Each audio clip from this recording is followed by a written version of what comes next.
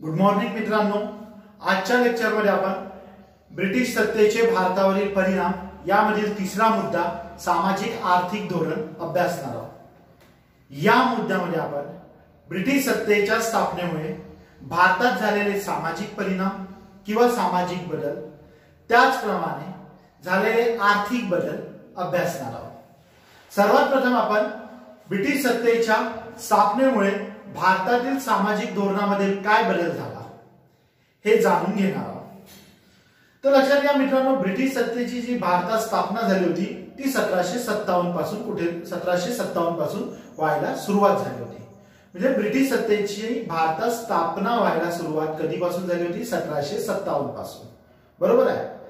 जवळपास 19व्या शतकाच्या सुरुवातीला म्हणजेच 1817-18 मध्ये तिसऱ्या मराठा युद्धात पेशव्यांचा अंतिम पराभव झाल्यानंतर ब्रिटिशांनी भारतातील बराचसा प्रदेश स्वतःच्या ताब्यात घेतला होता, बरोबर आहे। ब्रिटिशांनीच म्हणजे कोणी? ईस्ट इंडिया कंपनीने।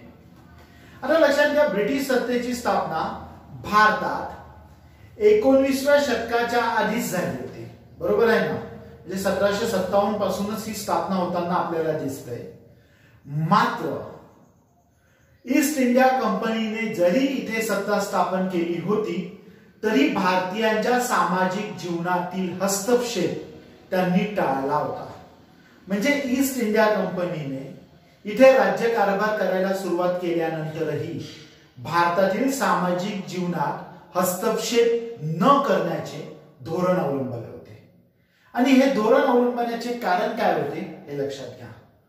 कारण की ईस्ट इंडिया कंपनीच्या कुठेतरी लक्षात आलं होतं की आपण जर सामाजिक जीवनात हस्तक्षेप केला, इथल्या म्हणजे कुठल्या भारतातील स्थानिक लोकांच्या सामाजिक जीवनात हस्तक्षेप केला तर कुठेतरी यांच्यामध्ये असंतोष निर्माण होऊ शकतो आणि मग असंतोषाचा फटका आपल्याला व्यापारामध्ये किंवा राज्यकारभार करताना बसू शकतो। इथल्या स्थानिक जनतेचे आपल्याला सहकार्य त्यामुळे कदाचित मिळू शकणार नाही, त्याही पुढे जाऊन यांचा कदाचित आपल्याला विरोध होईल। आणि हे जाणून हे धोरण समोर ठेवून ईस्ट इंडिया कंपनीने इसवी सन 1813 पर्यंत भारतातील सामाजिक जीवनामध्ये कोणताही हस्तक्षेप केला नाही। याला धरूनच आपण अभ्यासलं होतं, जसं आपण पोर्तुगीज पाहिलं होतं। पोर्तुगीजांनी इथे धर्मप्रचारावर भर दिला। आता लक्षात घ्या, पोर्तुगीजांना जर इथे ख्रिश्चन धर्माचा प्रचार करायचा असेल तर त्यांना ख्रिश्चन धर्म कसा चांगला आहे हे समजावून सांगावं लागेल। आणि त्याचबरोबर हिंदू धर्म किंवा लोक जो धर्म अनुसरून होते किंवा ते ज्या धर्माचे होते तो धर्म त्यांच्यासाठी कसा वाईट आहे, त्या धर्मात कोणते दोष आहेत हे सुद्धा सांगावं लागेल। म्हणजेच लक्षात घ्या, धर्मप्रचार करायचं ठरवले तर काय करावे लागणार होते? इथल्या धर्मावर टीका करावी लागणार होती, इथल्या सामाजिक जीवन पद्धतीवर, इथल्या प्रथा परंपरावर टीका करावी लागणार होती। कशासाठी? ख्रिश्चन धर्माचा प्रचार करण्यासाठी। पोर्तुगीजांनी हे केलं। त्यांनी ख्रिश्चन धर्माच्या प्रचारासाठी येथील सामाजिक जीवनावर बदल करण्याचे ठरवले, इथल्या धर्मावर, इथल्या प्रथा परंपरावर टीका केली। आणि मग त्याचा परिणाम काय झाला? त्यांना इथून सहकार्य लाभले नाही आणि त्यामुळे इथे त्यांना मोठ्या प्रमाणात मोठ्या प्रदेशात सत्ता सुद्धा स्थापन करता आली नाही। ईस्ट इंडिया कंपनीला मात्र हे लक्षात आलं होतं आणि म्हणूनच ईस्ट इंडिया कंपनीने 1813 पर्यंत भारतातील कोणत्याही सामाजिक जीवनामध्ये हस्तक्षेप न करण्याचे धोरण स्वीकारले। म्हणजेच कुठेतरी हस्तक्षेपाला सुरुवात कधीपासून झाली असेल? 1813 पासून। आणि हे आपण अभ्यासलं सुद्धा आहे। आपण 1813चा चार्टर ऍक्ट अभ्यासला आहे आणि त्या 1813च्या चार्टर ऍक्ट मध्ये एक तरतूद होती की 1813च्या चार्टर ऍक्टने ख्रिस्ती धर्मोपदेशकांना, ख्रिस्ती मिशनऱ्यांना भारतात जाऊन धर्मप्रचार करण्याची परवानगी दिली। म्हणजेच लक्षात घ्या, 1813च्या आधी ख्रिश्चन धर्मप्रचारक ब्रिटिश प्रदेशात ब्रिटिशांच्या ताब्यात असलेल्या भारतातील प्रदेशात धर्म प्रचार करण्यासाठी येऊ शकत नव्हते. 1813च्या कायद्याने ही परवानगी देण्यात आली. म्हणजेच लक्षात घ्या, 1813 पासून ख्रिस्ती धर्मप्रचारक ब्रिटिश भारतीय प्रदेशात धर्मप्रचार करण्यासाठी येणार होते. आता ते धर्मप्रचार करण्यासाठी भारतात येणार होते, म्हणजे आता काय होणार होतं पुढे हे लक्षात घ्या. ते तिथे भारतात ख्रिश्चन धर्माचा प्रचार करण्यासाठी येणार होते. त्यांना इथे लोकांना ख्रिश्चन धर्म स्वीकारायला लावायचा होता. म्हणजेच त्यांना इथल्या धर्मावर, इथल्या प्रथा परंपरावर टीका करावी लागणार होती. बरोबर आहे. त्याचप्रमाणे इथे ज्या काही सामाजिक कुप्रथा आहे, सामाजिक ज्या काही अन्यायकारक म्हणजे ज्या सामाजिक प्रथा आहे, ज्यामुळे लोकांचे विशेषतः विशिष्ट वर्गाचे जे मोठ्या प्रमाणात शोषण होत आहे, ते शोषण दूर करावे लागणार होते. जेणेकरून त्यांना ख्रिश्चन धर्माबद्दल ओढ निर्माण होईल, सहानुभूती निर्माण होईल. आणि मग याच दृष्टिकोनातून 1813 पासून भारतात ब्रिटिशांनी सामाजिक सुधारणा करायला सुरुवात केली. यामध्ये जो आपल्याला सर्वात महत्वाचा प्रयत्न दिसतोय तो दिसतोय 1828चा सतीबंदीचा कायदा. कोणत्या वर्षीचा? 1828चा. आणि यासाठी तुम्हाला माहितच आहे, काही भारतीय व्यक्तींनी सुद्धा प्रयत्न केले होते. आणि त्यामध्ये जे अग्रसेर नाव होते ते कोण होते? राजा राममोहन राय. पुढे आपल्याला भारतातील सामाजिक संघटना अभ्यासायच्या आहे, त्यामध्ये आपण हा मुद्दा आणखी डिटेलमध्ये अभ्यासू. ठीक आहे. आता आपण फक्त थोडक्यात ज्या काही महत्वाच्या फॅक्ट्स आल्या त्या माहिती करून घेऊ. ठीक आहे. तर ब्रिटिशांनी 1813 नंतर ही एक महत्वाची फॅक्ट आहे, भारतात सामाजिक सुधारणा करायला सुरुवात केली. आणि त्यामध्ये जी महत्वाची सामाजिक सुधारणा होती ती होती 1828चा सतीबंदीचा कायदा. हा कायदा आणण्यासाठी भारतातून जर कोणत्या व्यक्तीने प्रयत्न केले असेल तर ते व्यक्ती म्हणजे कोण? राजा राममोहन राय यांच्या प्रयत्नामुळे ब्रिटिश पार्लमेंटने 1828चा सतीबंदीचा कायदा केला. आणि हा कायदा ब्रिटिश पार्लमेंटने नव्हता केला, हा कायदा इथे भारतातच झाला होता. भारतात हा कायदा करण्यात आला. 1828चा सतीबंदीचा कायदा. सर्वात प्रथम हा कायदा बंगाल प्रांताला एक मिनिट मला कायदा बघू द्या. 1829चा कायदा आहे. ठीक आहे. तर 1829चा सतीबंदीचा कायदा करण्यात आला. हा कायदा सर्वात प्रथम बंगाल प्रांतात लागू करण्यात आला आणि त्यानंतर 1830 मध्ये बॉम्बे व मद्रास या प्रांतात सुद्धा लागू करण्यात आला.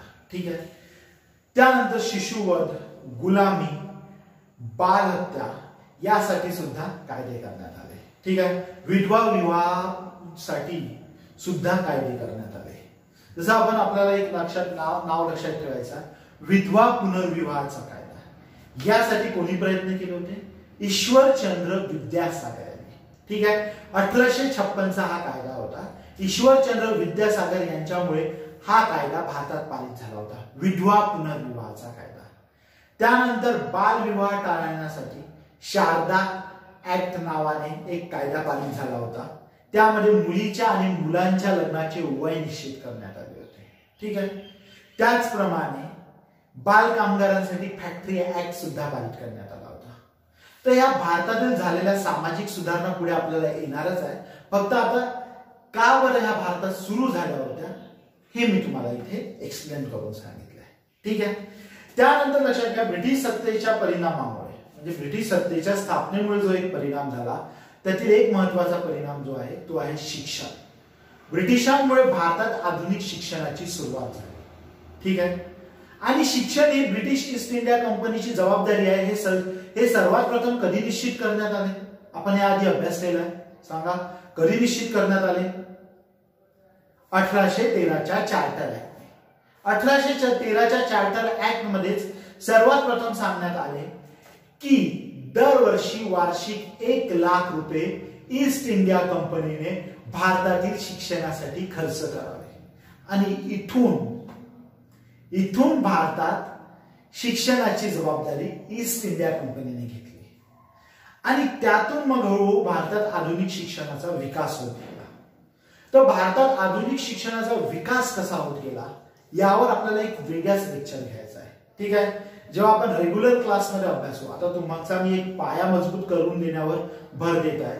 जेव्हा आपण रेग्युलर क्लासमध्ये पुन्हा हिस्ट्री अभ्यासू तेव्हा असे काही टॉपिक ज्याला आपण ऑनलाईन क्लासमध्ये हात घालू शकलो नाही ते टॉपिक आपण कव्हर करण्याचा प्रयत्न करणार आहोत. ठीक आहे. तर फक्त आता तुम्हाला इथे लक्षात ठेवायचं आहे की 1813 पासून भारतातील शिक्षणाची जबाबदारी ईस्ट इंडिया कंपनीने घेतली. मात्र पुढे शिक्षण भारतीय भाषेत द्यावे की इंग्लिश भाषेत द्यावे, इंग्रजी भाषेत द्यावे यावर वाद निर्माण झाला.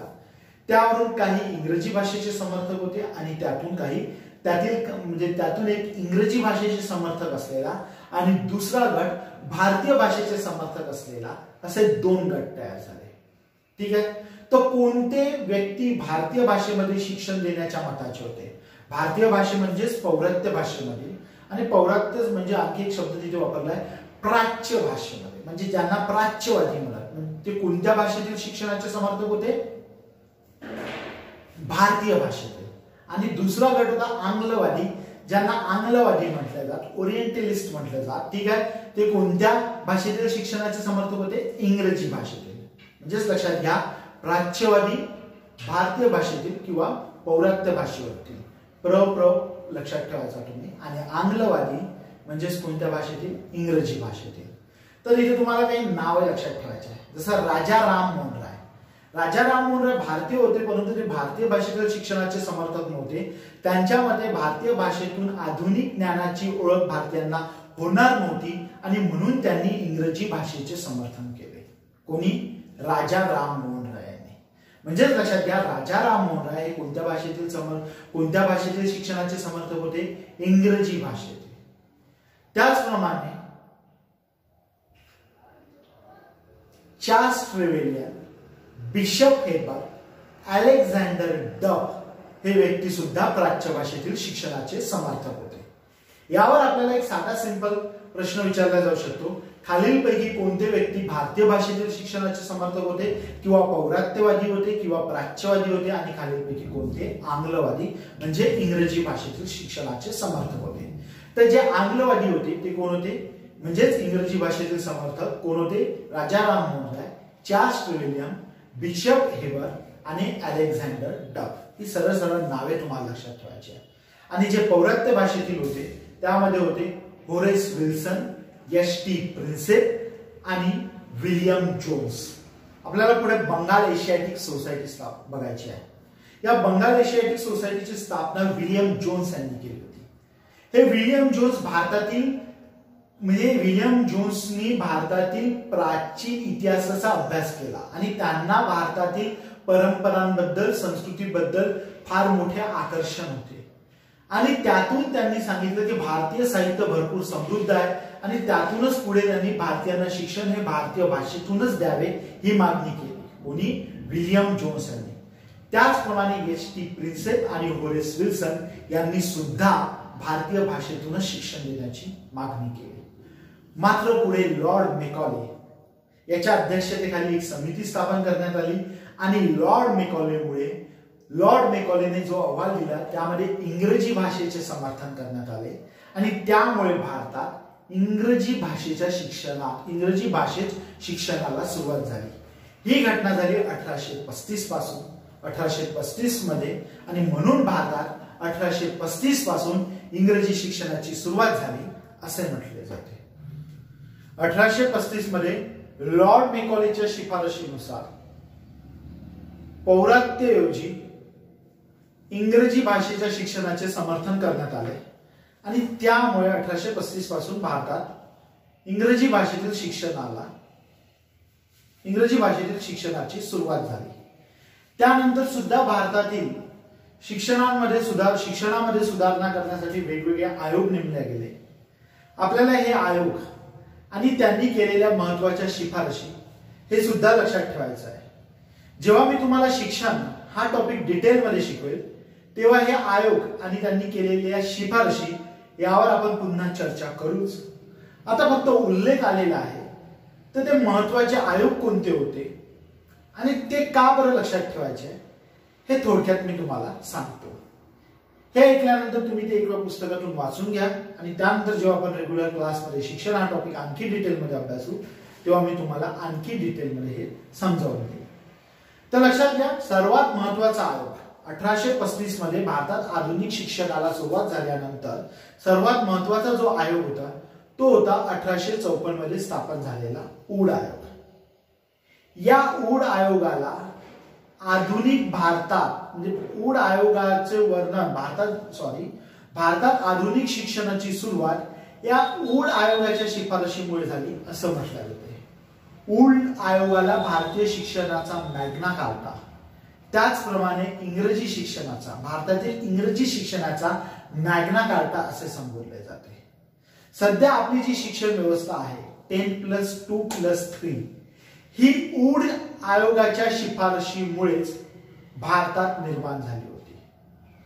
त्याचप्रमाणे विद्यापीठे सुद्धा भारतात ऊड आयोगाच्या शिफारशीने स्थापन झाली। त्यामध्ये आपल्याला 1857 मध्ये स्थापन झालेली मुंबई, कलकत्ता आणि मद्रास ही 3 विद्यापीठे लक्षात ठेवायची आहे, जी कोणत्या वर्षी स्थापन झाली होती? 1857 मध्ये। ऊड आयोगानंतर जी महत्वाची आयोग स्थापन झाली त्यामध्ये 1882 मध्ये स्थापन झालेला हंटर आयोग, 1904 चा थॉमस रायले आयोग, 1917 चा सॅडलर आयोग, 1929 ची हार्टोग समिती, त्यानंतर 1937 मध्ये जो ब्रिटिशांनी नव्हतं स्थापन केला, महात्मा गांधींनी स्वतः ती योजना दिली होती। ती योजना म्हणजे शिक्षणाशी संबंधित वर्धा शिक्षण योजना। 1944 मध्ये हार्टोग समिती, 1944 मध्ये सार्जंट आयोग, 1948 मध्ये राधाकृष्णन आयोग आणि 1964 मध्ये स्थापन झालेला कोठारी आयोग, हे तुम्हाला लक्षात ठेवायचं आहे। आज आपण जी शिक्षण पद्धती भारतात आपल्याला बघायला मिळते त्यासाठी ज्या आयोगाच्या शिफारशी कारणीभूत आहे तो आयोग म्हणजे कोठारी आयोग, जो भारत स्वतंत्र झाल्यानंतर शिक्षणासाठी नेमलेला सर्वात महत्वाचा आयोग होता। रिसेंटली शिक्षणाशी संबंधित आणखी महत्वाचे आयोग नेमले गेलेले आहे, त्यामध्ये एक्झॅक्टली मला नाव नाही आठवत आहे, मात्र करंटला धरून तुम्हाला त्यावर कदाचित प्रश्न विचारले जाऊ शकतात। एक यशपाल कमिटी आहे बहुतेक, एक सुब्रमण्यम आयोग आहे आणि एक बहुतेक जे इस्रोचे जे प्रमुख आहे होते, माजी प्रमुख होते कस्तुरी रंजन यांच्या अध्यक्षतेखाली एक आयोग नेमला होता। ठीक आहे, तर अशा प्रकारे भारतात शिक्षणाचा प्रारंभ ब्रिटिशांनी कसा केला आणि आपण आधुनिक शिक्षणापर्यंत आताच्या शिक्षणापर्यंत कसं येऊन पोहोचलो यावर एक वेगळा लेक्चर आपण जेव्हा आपला रेग्युलर क्लास सुरू होईल तेव्हा त्यामध्ये घेऊ। सध्या तुम्ही फक्त इतकी मूलभूत माहिती जी मी सध्या सांगितली ती लक्षात ठेवायची आहे। त्यानंतर आपल्याला जो ब्रिटिश सत्तेच्या स्थापनेमुळे झालेला महत्वाचा आर्थिक परिणाम म्हणजे ब्रिटिश सत्तेच्या स्थापनेमुळे भारतातील आर्थिक धोरणामध्ये काय बदल झाले, भारतावर कोणते आर्थिक परिणाम झाले हे अभ्यासायचं आहे। तर ते अभ्यासताना आपल्याला लक्षात घ्या, सर्वात प्रथम जे आर्थिक परिणाम भारतात ब्रिटिश सत्तेच्या स्थापनेमुळे झाले ते झाले व्यापारामुळे। तर ह्या व्यापाराचे टप्पे आपल्याला 3 अभ्यास म्हणजे व्यापार अभ्यासताना, व्यापारी धोरण अभ्यासताना ब्रिटिश ईस्ट इंडिया कंपनीने इथे अवलंबलेले व्यापारी धोरण अभ्यासताना आपल्याला 3 टप्पे करायचे आहे। त्यातला जो पहिला टप्पा आहे तो सुरू होतो 1757 पासून, तो सुरू होतो इसवी सन 1600 पासून ते 1757 पर्यंत, हा व्यापारी धोरणाचा पहिला टप्पा।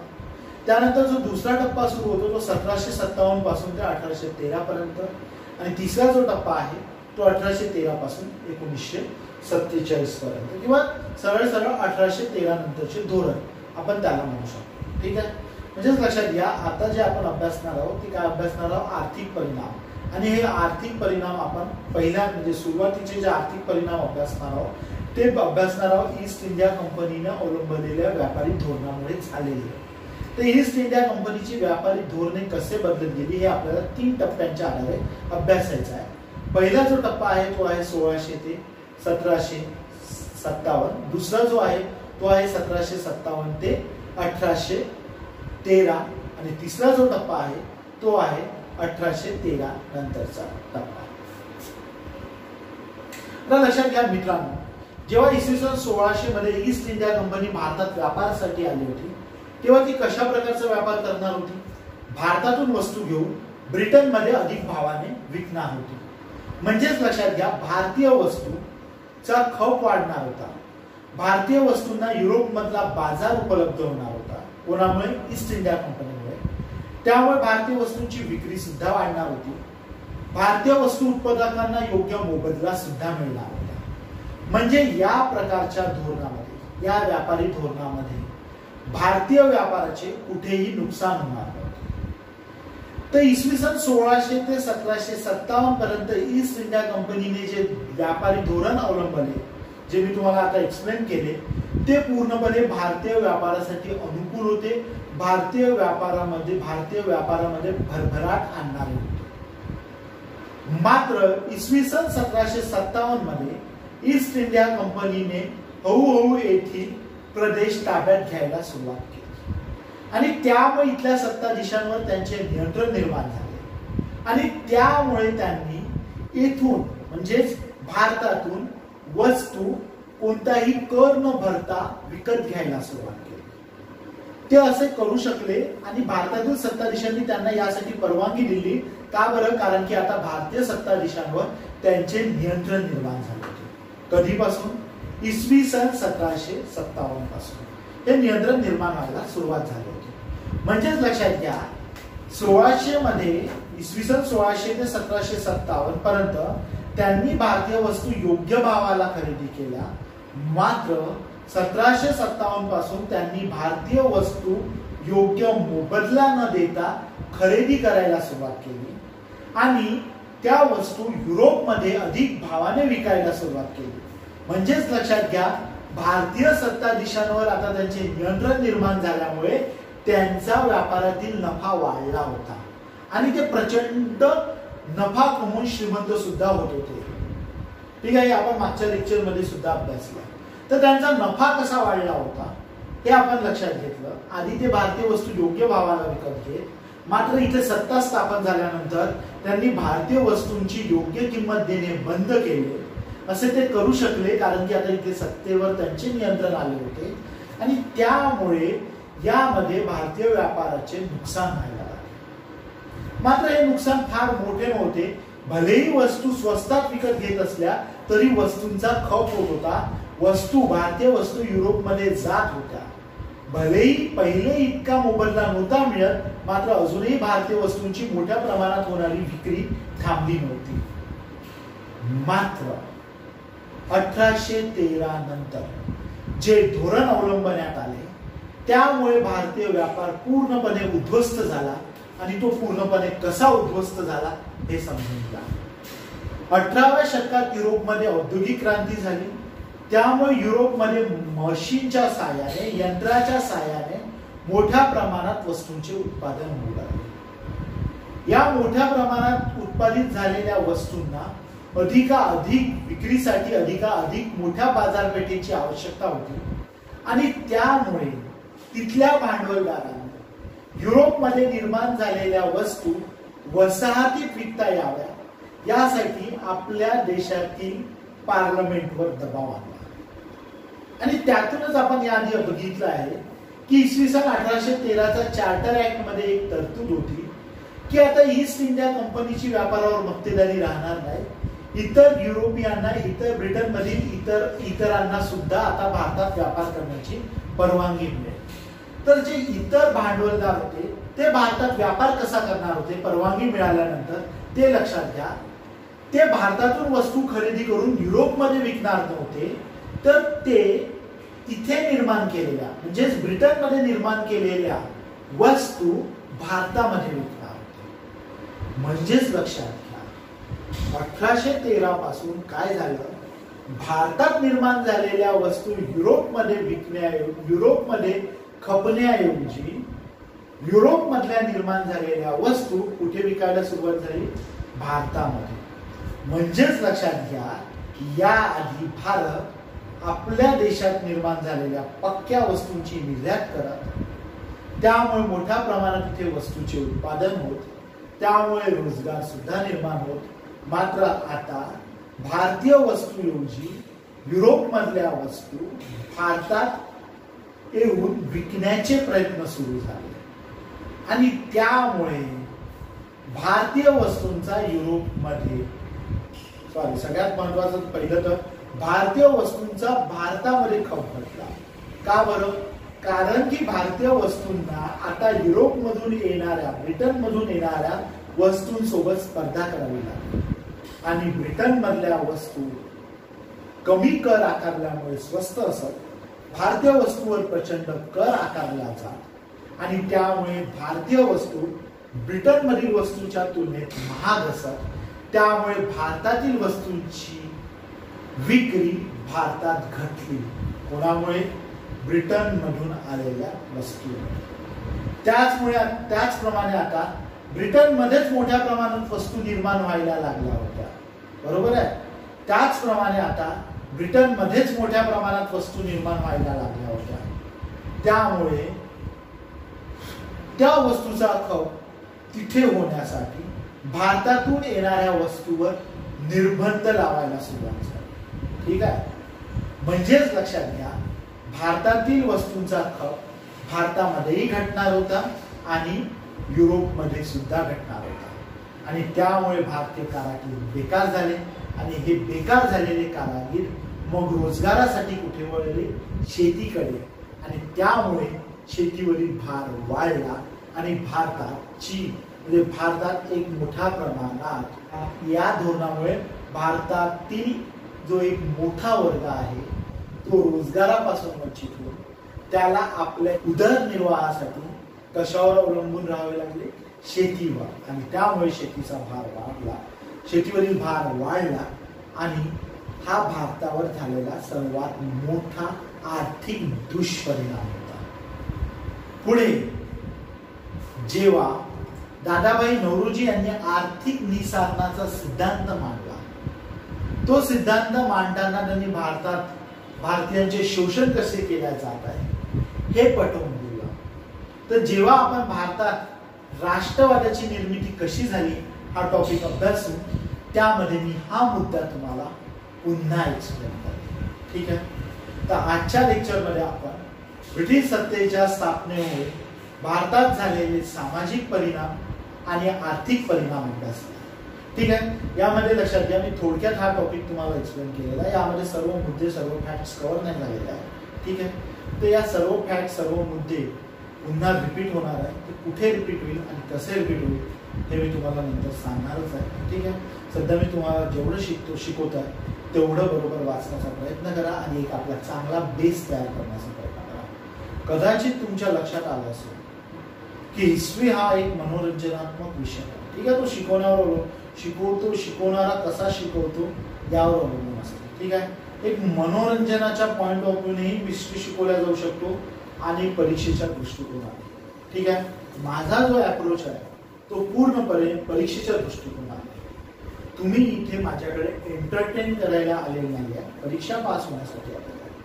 आधीच आपल्याला या स्पर्धेमध्ये भरपूर आव्हाने आहेत, त्यामुळे कोणत्याही प्रकारे आपण भरकटता कामा नये. त्यामुळे मी पूर्णपणे सिलेबस टू सिलेबस अभ्यास काय म्हणता येईल, पेपर टू पेपर तुम्हाला शिकवण्याचा प्रयत्न करतो. ठीक आहे. त्यामुळे जर तुम्हाला कदाचित लेक्चर बोर होत असतील तर त्यामध्ये तुम्ही दोष कोणाला द्यायचा? स्वतःला. कारण की मित्रांनो लक्षात असू द्या, एमपीएससी म्हणजे टाइमपास नाही आहे. टाइमपास करून कोणतेही टाइमपास लेक्चर ऐकून तुम्ही एमपीएससी उत्तीर्ण होऊ शकत.